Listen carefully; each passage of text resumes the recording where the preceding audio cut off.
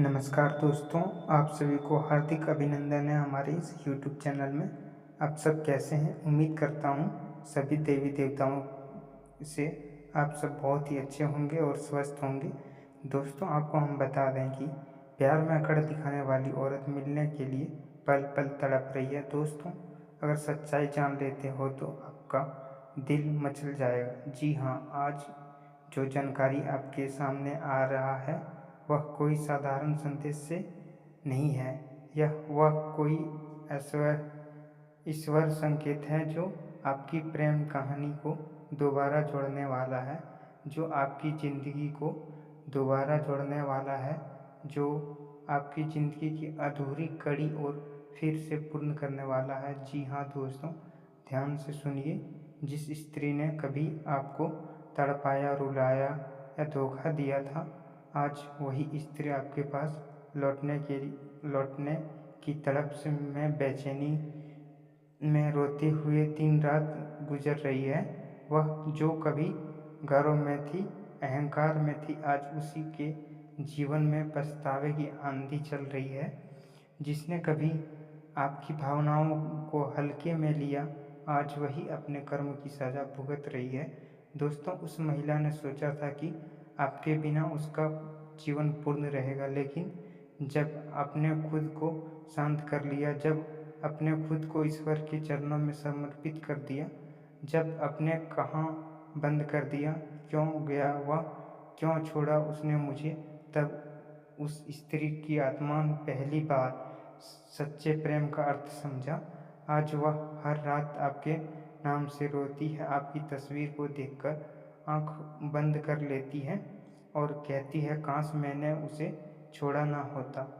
वह अब आपके जीवन में लौटना चाहती है। उससे डर है कहीं देर ना हो गई हो, कहीं वह आत्मा जो पहले सिर्फ उसके लिए धड़कती थी, अब वह किसी और ना हो गई हो। दोस्तों, इस समय चंद्रमा और शुक्ल का विशेष संयोग बन रहा है। पंचांग की गणना के अनुसार शुक्ल पक्ष की अष्टमी से लेकर पूर्णिमा तक यह समय उन लोगों के लिए बेहद शुभ है जिन्होंने सच्चे दिल से प्रेम किया लेकिन उन्हें धोखा मिला। चंद्रमा मन का कारक है और शुक्र प्रेम का। इन दोनों ग्रहों का मिलन यह संकेत दे रहा है कि पुराना प्रेम फिर से जीवन में लौटेगा।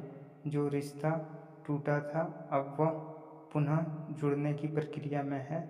आपके भाग्य भाव व बृहस्पति का गोचर हुआ है, जो यह दिखाता है कि भगवान स्वयं अब आपकी प्रेम कथा में न्याय करने जा रहे हैं। जिसे आपने खो दिया था, वह अब आपके भाग्य में लेख में दोबारा लिखा जा सकता है, लिखा जा रहा है। दोस्तों, क्या आपने हाल ही में कोई अजीब अनुभव महसूस किया, जैसे अचानक किसी पुरानी खुशबू का आना, रात में किसी का नाम मन में गूंजना, या सपना जिससे वह स्त्री दिखाई दी जो अब आपके जीवन में जा चुकी है? वह संयोग नहीं है, यह संकेत है कि उस आत्मा का कंपन अब आपकी ओर बढ़ रही है। उसके विचार अब आपकी ऊर्जा से जुड़ने लगे हैं। आपके दिल में की पुकार उनसे जीवन में गूंज रही है। महादेव ने उसके हृदय में पश्चाताप की ज्वाला जला दी है। अब वह अहंकार में नहीं है, वह बस आपसे एक बार माफ़ी मांगना चाहती है। वह चाहती है कि उसे फिर से स्वीकार कर लें, लेकिन ईश्वर यह फैसला आप पर छोड़ चुके हैं। दोस्तों, याद रखिए, भगवान भोलेनाथ कभी कभी सच्चे प्रेमी का दिल नहीं तोड़ते, वह परीक्षा लेते हैं पर हमेशा परिणाम शुभ देते हैं। आपने जो सहा है वह व्यर्थ नहीं गया।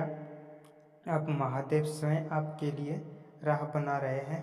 जिस तरह पार्वती जी ने तपस्या करके शिव जी को प्राप्त किया था, उसी तरह अब वह स्त्री भी आपके प्रति तपस्या कर रही है। आपकी आत्मा अब शुद्ध हो रही है। ईश्वर उसके मनमोह, अहंकार, वासना सब मिटा रहे हैं। अब वह लौटेगी, लेकिन यह लौटना भौतिक प्रेम के लिए नहीं होगा, यह लौटना आत्मिक प्रेम के लिए होगा। दोस्तों, कर्म का सिद्धांत कभी गलत नहीं होता। जिसने किसी ने रुलाया है उसे रोना ही पड़ता है। जिसने किसी का दिल तोड़ा उसे खुद टूटकर जीना पड़ता है, और यही उस स्त्री के साथ हुआ। अब आज समाज में लेकिन भीतर से टूट चुकी है। उसकी मुस्कान अब बनावटी है, उसके चेहरे की चमक अब रुंझा चुकी है, क्योंकि उसकी आत्मा अब सच्चे प्रेम से कट चुकी थी, और वह प्रेम आप थे। ईश्वर ने जब उसके जीवन में वही पीड़ा भेजी है जो उसने आपके जीवन में दी थी, लेकिन फ़र्क यह है कि उस पीड़ा से उठ गए हुए और वह अब उस पीड़ा में डूब रही है। दोस्तों, यदि आप यह वीडियो सुन रहे हैं तो कोई इत्तेफाक नहीं है, यह समय ब्रह्मांड का संकेत है कि आपका समय अब बदल रहा है। आपने जो खोया वह वापस आएगा, पर आप वह पहले जैसे नहीं रह गए हैं। सुधरेगी, और सबसे बढ़कर दिल के रिश्ते में सुधार होगा। जो व्यक्ति या महिला आपसे दूर थी वह फिर से आपकी ओर आकर्षित होगी। वह आत्मिक खिंचाव महसूस करेगी जो पहले भी था, लेकिन ग्रहों ने उसे रोक रखा था। अब वह खिंचाव फिर से जागृत होगा।